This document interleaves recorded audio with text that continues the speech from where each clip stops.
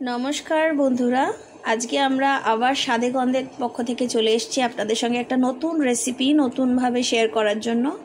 তো আজকে ছিল রবিবারের সকাল, আর আজকে আমার হাজব্যান্ডের একটা স্পেশাল রিকোয়েস্ট আসলো যে উনি ফিশ বা মাটন বা চিকেন কিছুই খাবেন না। ওনার আজকে খেতে ইচ্ছে করেছে কি সয়াবিন। তো ভালো কথা, এবার সয়াবিনটাকে তো একইভাবে করলে খেতে ঠিক ভালো লাগে না, তাই না? রোজ রোজ কি একই জিনিস খেতে ভালো লাগে মানুষের? তো সয়াবিনটা একটু অন্য ধরনের করার চেষ্টা করেছি। তো সবার আগে আমরা কি করেছি, একটা প্যান নিয়ে নিয়েছি। প্যানের মধ্যে আমি 2 প্যাকেট সয়াবিন চাংস অ্যাড করেছি। তার সঙ্গে আমি উষ্ণ গরম জল নিয়েছি, ওদেরকে ভিজিয়ে রেখেছিলাম 20 মিনিটের মতন। তারপরে দেখো জলগুলোকে আমি ঝরিয়ে নিচ্ছি। জলগুলো ঝরে যাওয়ার পরে ভালো করে বেশ জলগুলো তোমাকে কিন্তু সোক করে তুলে নিতে হবে। তো ঝরে যাওয়ার পর তারপর তোমাকে দিতে হবে টক দই, কাশ্মীরি মির্চ, ধনে, জিরে, হলুদ গুঁড়ো সবটা দিয়ে তোমাকে ওটাকে ভালো করে ম্যারিনেট করতে হবে। ম্যারিনেট করে ওটাকে তুমি রেখে দাও 10 থেকে 15 মিনিটের জন্য। আর এদিকে আমি আবার একটুখানি চিংড়ি মাছ নিয়ে নিয়েছিলাম, বেশি না, 100 গ্রাম 150 গ্রামের মতন চিংড়ি মাছ ছিল এখানে। সো এটাকে আমি ভালো করে ধুয়ে আঁশ ছাড়িয়ে রেখে দিয়েছিলাম।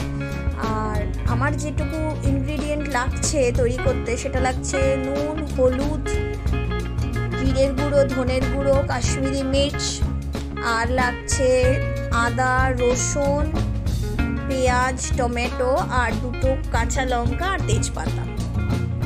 এটা আমার পুরো রান্নাটার জন্য এই উপকরণগুলোই লাগছে। তো এবার যেটা আমি করব সেটা হচ্ছে একটা মিক্সিং জার নেব, মিক্সারের বাটি নেব। সেই বাটির মধ্যে আমি ওই প্রনগুলোকে অ্যাড ইন করব। তার সঙ্গে আমি দেব হচ্ছে আদা, রসুন, কাঁচা লঙ্কা আর তেজপাতা। পুরোটা আমি এগুলো দিয়ে ভালো করে মিক্সিতে ব্লেন্ড করে নেবো ব্যাপারটাকে। আর ব্লেন্ড হয়ে যাওয়ার পরে আমি এই ব্লেন্ডের থেকেই যেটা আমি একটা মিক্সচারটা রেডি করলাম, এই মিক্সচারটা থেকে কিছুটা পোর্শন লাইক 1 টেবিল স্পুন মতন আমি অ্যাড করব আমাদের সয়া চাংসের মধ্যে। করে আবার আমি সয়া চাংসটাকে রেস্টিং টাইম দেবো 10 মিনিটের মতন। এবার এদিকে আমি আমার যে মিক্সিতে আমি যেটা তৈরি করলাম প্রনের ব্যাটারটা, সেই ব্যাটারের মধ্যে আমি বাদবাকি আমার যে মশলাগুলো রয়েছে, যেগুলো আমি আপনাদের বললাম, সেগুলো অ্যাড করব। কিছু অ্যাড করার পর সঙ্গে আমি টক দই আর সর্ষের তেলটাও অ্যাড করেছি। করে ভালো করে আমি মিক্স করে রাখবো পুরো ব্যাপারটাকে। এটাকেও আমি একটু রেস্টিং টাইম দিয়ে দেবো 5-7 মিনিটের মতন। আর এদিকে এবার সব কিছু রেডি করে নেওয়ার পরে আমি গ্যাসে কিন্তু কড়াইটা বসিয়ে দিয়েছিলাম।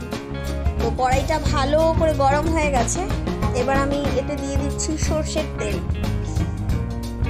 সর্ষের তেলটা একটু গরম হয়ে যাওয়ার পর আমি তার মধ্যে কিন্তু অ্যাড করব একটু কাশ্মীরি মির্চ। তাতে করে কি হয়, রান্নার যে কালারটা আসবে, ট্রাস্ট মি, কালারটা খুব সুন্দর একটা কালার আসে। আর বেশ গরম হয়ে যাওয়ার পর, তেলটা তেতে যাওয়ার পর আমি এতে সয়া চাংসগুলোকে অ্যাড করে দেবো। আর পুরো রান্নাটা কিন্তু আপনাদেরকে ঢেকে মিডিয়াম টু লো ফ্লেমেই কিন্তু রান্নাটা করতে হবে। পুরো রান্নাটা একটু টাইম টেকিং রান্না।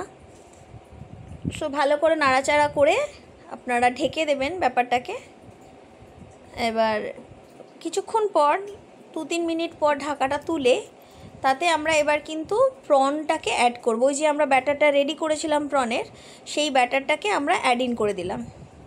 আর তার সাথে আমরা যেটা অ্যাড করব সেটা হচ্ছে আমাদের পেঁয়াজ কুচি, টমেটো কুচি, তেজপাতা, এগুলো পুরোটাই আমরা রেসিপিটার মধ্যে অ্যাড করে দিলাম, কড়াইয়ের মধ্যে দিয়ে দিলাম। আবার বেশ নাড়াচাড়া করে ভালো করে মিক্স করে ঢেকে দিয়ে, বাটি ধোয়া জলটার কনসেপ্ট হচ্ছে এটা না, আমি আমার মাকে দেখতাম, আমার মা বেশ সব রান্নার আগে এই যে মশলা রেডি করা বাটিটা ধোয়া জল দিত। আর মা বলতো কি এই বাটির ধোয়া জল দিলে নাকি রান্নার টেস্ট খুব ভালো হয়। So I follow the same process. এটা আপনারা স্কিপ করলেও চলবে, বাট আমি এটা ফলো করে থাকি। আর এই দেখুন আমার রান্নাটা রেডি হয়ে গেছে। এটা আপনারা লুচির সাথে হোক, পরোটার সাথে হোক, বা গরম গরম ভাতের সাথে হোক, যেটা আমরাই আজকে লাঞ্চে নিলাম, গরম ভাত উইথ দিস ইনোভেশন ভীষণ ভালো লেগেছে খেতে। আপনারাও জানাবেন, ট্রাই করবেন, জানাবেন যে রেসিপিটা কেমন।